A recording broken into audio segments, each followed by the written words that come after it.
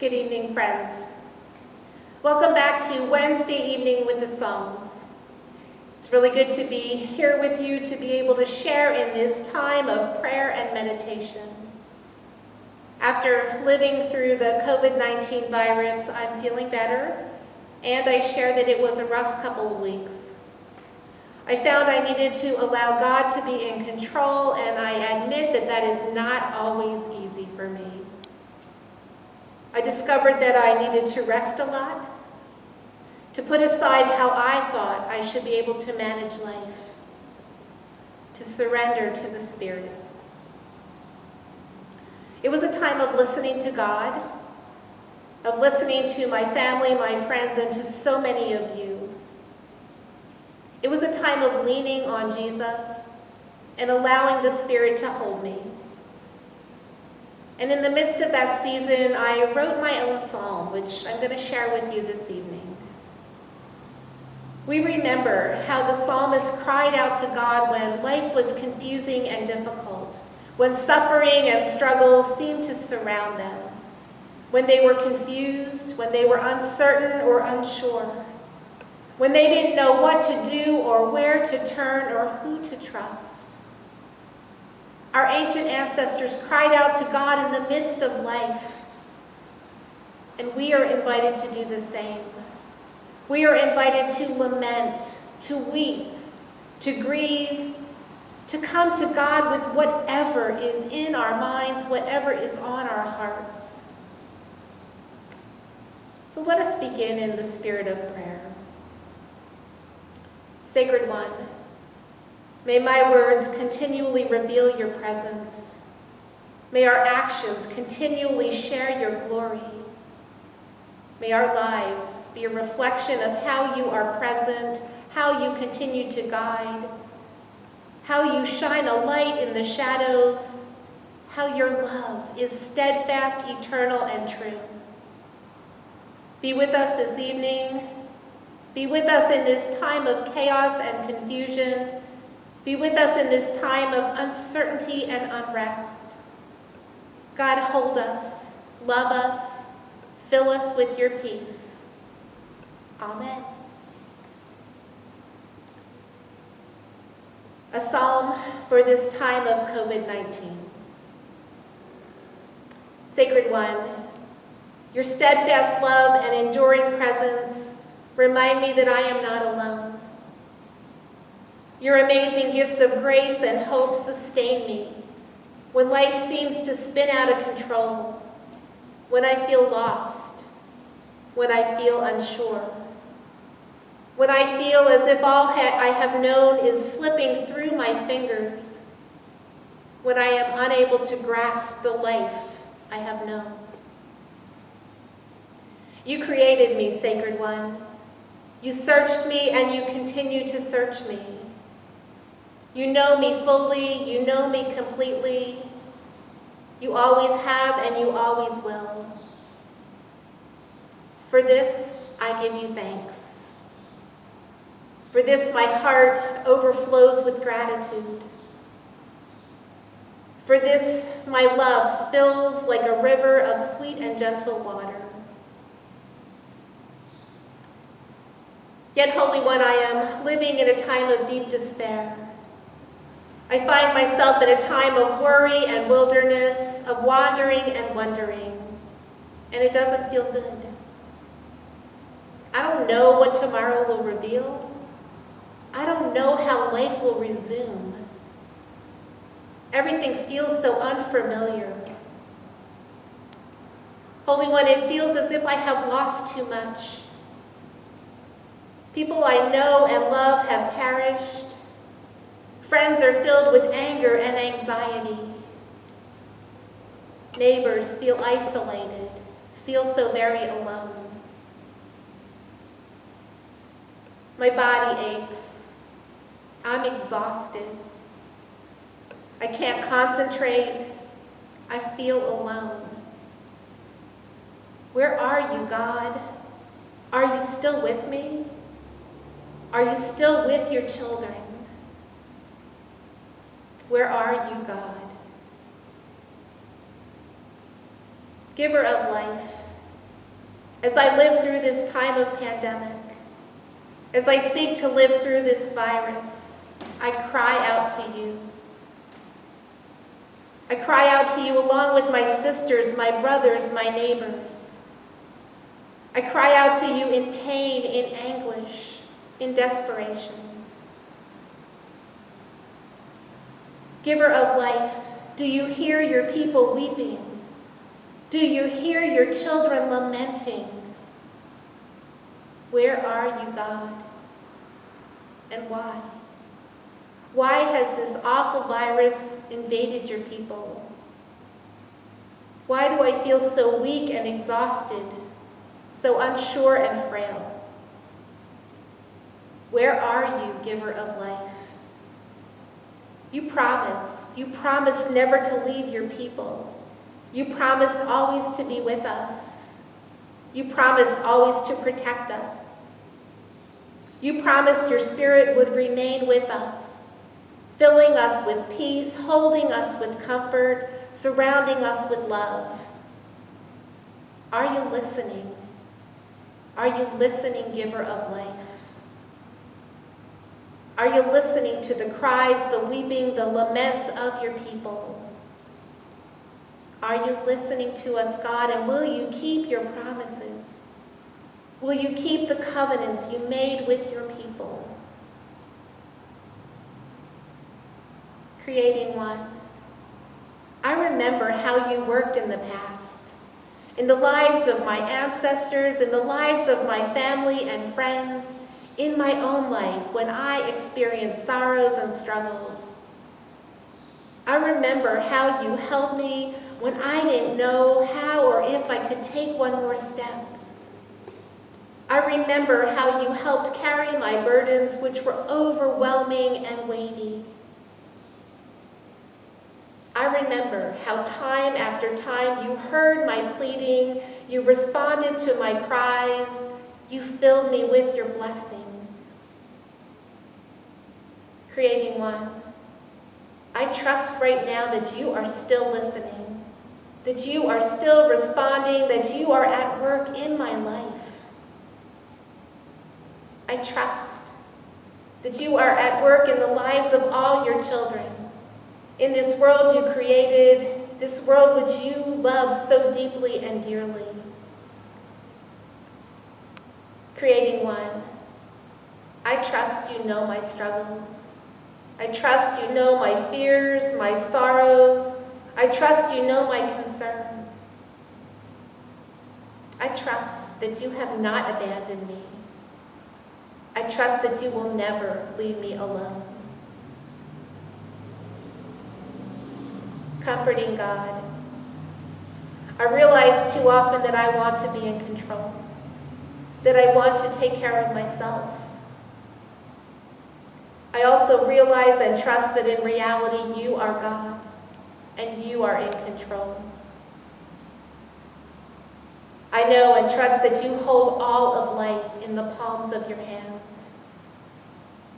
I know and trust that you are good all the time.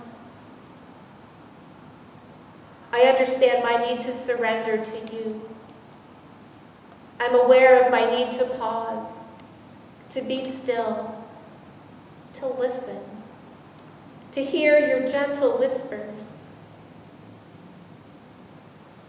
I'm aware of my need to pause, to be still, to feel your tender nudges.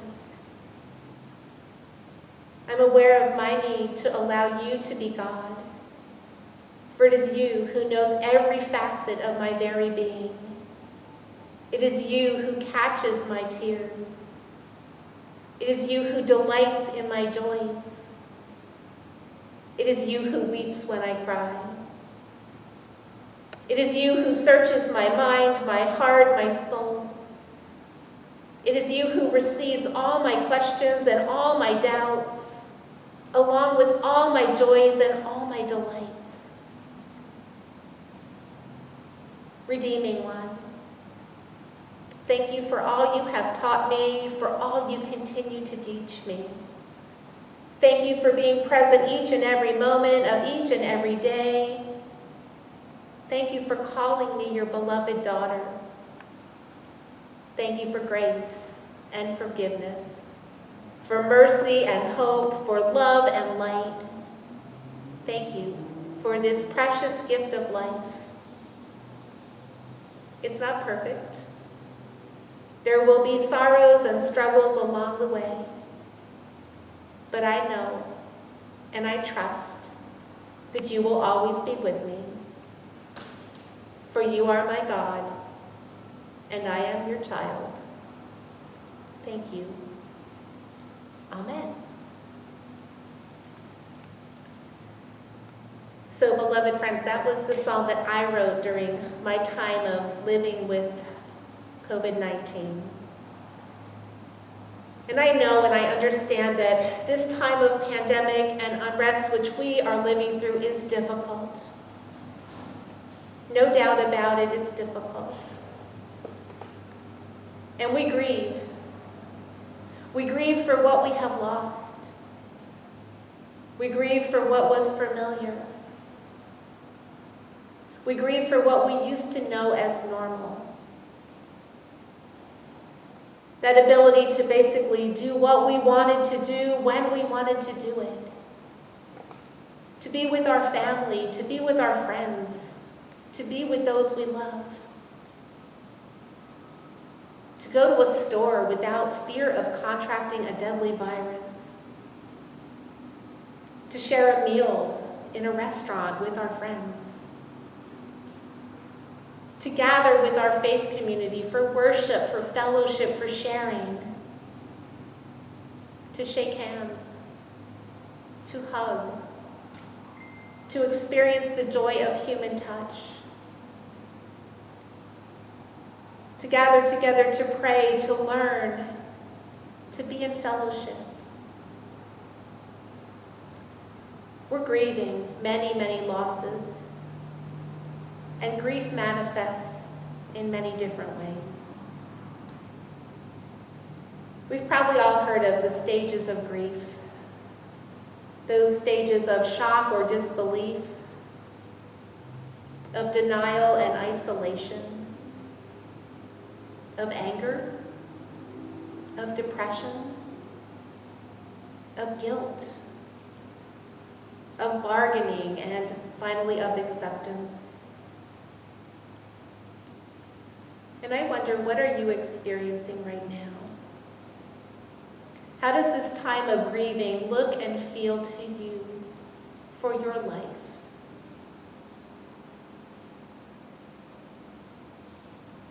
I acknowledge that I have gone through many of these stages of grief.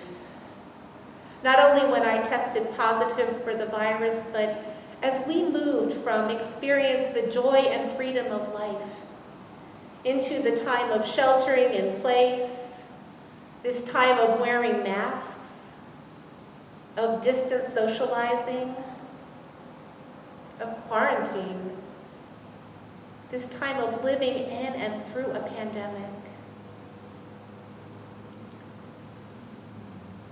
And now we also experience and realize the injustice of racism, which, friends, is another silent virus which has infected and affected so many of our sisters, our brothers, our neighbors,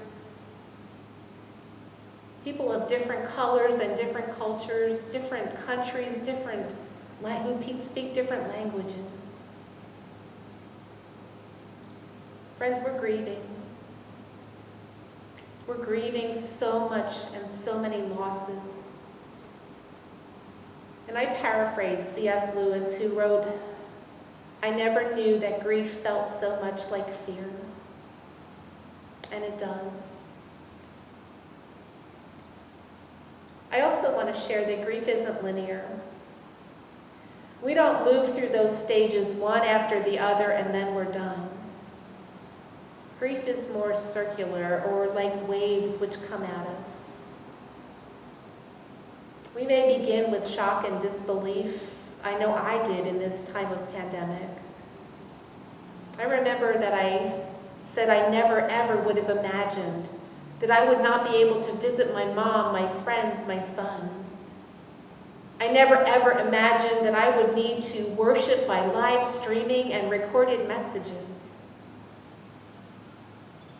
I never ever imagined that I would not be able to visit people, to hold their hands, to sit with my friends, my family, the members of this faith community in their times of questions and sorrows. And yet here we are. Here we are. And as we continue to move through this grieving process, we will and should feel many emotions, and it's okay. It's okay to be angry. When we feel isolated, because many of us are, especially if we live alone, it's okay to acknowledge that. We may feel down, we may feel depressed, and if this is how you feel, I invite you to reach out to your family, your friends, to call me. We can talk. I'll listen. And remember to invite Jesus into whatever you are feeling. Ask Jesus to hold you, to carry some of your sorrows, some of your struggles, some of your burdens. You may also find yourself in that bargaining stage. That stage where we say something like, God, if you will just remove this virus, if you will just lift these shelter-in-place regulations, I will fill in the blank with whatever you would bargain with. I believe we all do this at times through our lives, especially when we live in spaces of mystery and uncertainty, especially when nothing seems familiar. And it's okay. It's okay. The ancient texts of the Psalms continually give us permission to lament. And friends, we need to lament in this season. We need to weep. We need to grieve. We need to shout. We need to question. We need to mourn what we have lost. And we have all lost something in this season.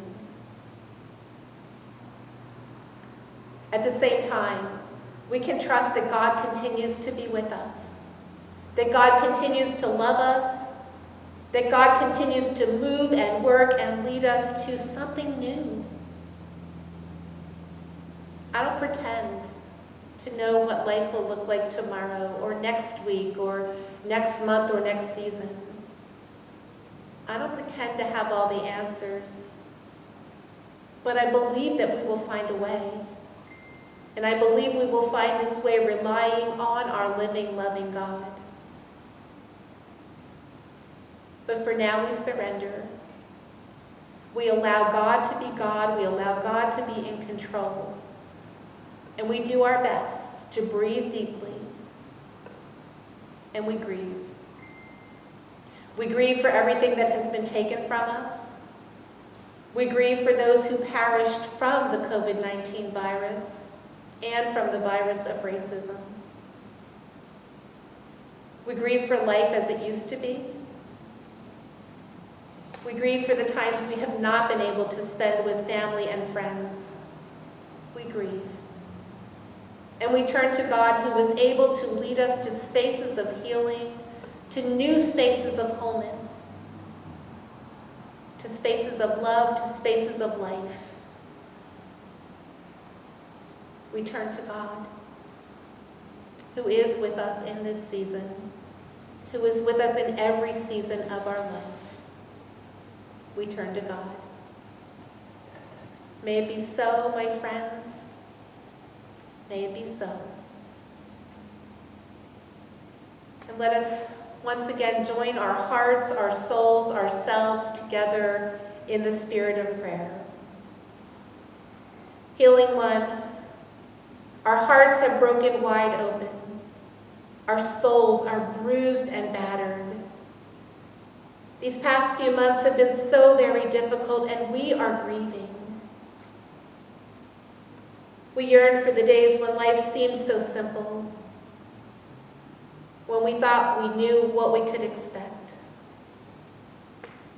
Hold us, love us, Lead us to that wholeness that only comes from your steadfast presence, from your enduring love, from the shelter of your comforting arms. Remind us afresh how you are our refuge, how you are our rock. Remind us anew how you care for your people. Remind us this day that you have not left us alone, that you will never leave us alone, that you continue to be our companion and our comforter. Whisper to us that somehow all will be well. Whisper to us the ways you are working in our hearts, in our lives, in our families, in our communities, in this world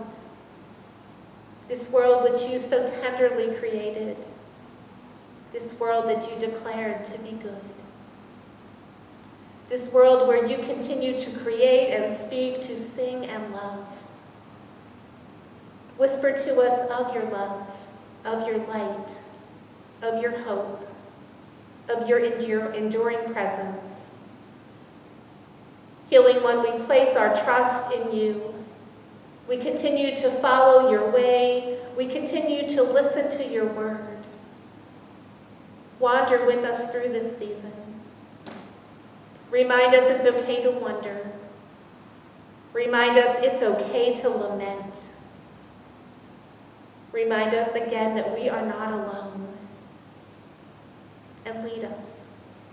Lead us, loving One, toward justice for all, especially for your children who have too long experienced rejection and cruelty, inequality, who have been told through words and actions how they don't matter. We pray all of this and so much more in the name of Jesus Christ, who came to show us how to live in your realm of love. Amen.